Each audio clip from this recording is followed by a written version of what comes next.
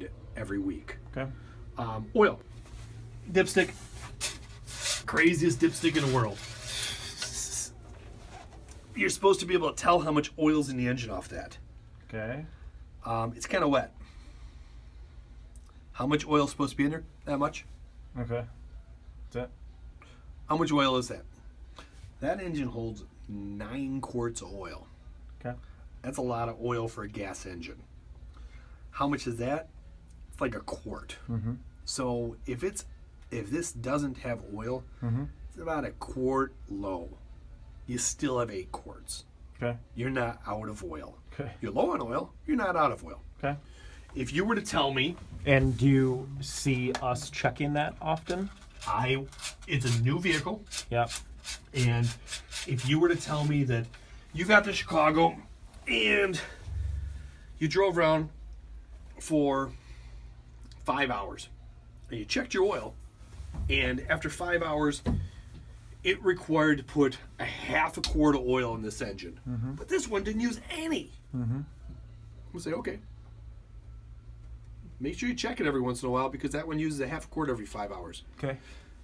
If you call me in 5 hours and you say, I put 2 quarts of oil in this engine, say, okay, I'm concerned. Right. What we're going to do is we're going to make sure it's at the right level. We're going to check it. We're going to let you drive it for a little bit. And in 1 more hour driving, we're going to check it. And if it's low in 1 hour, we have an issue. Okay. If you have to add some oil every 5 hours, it's a high performance machine.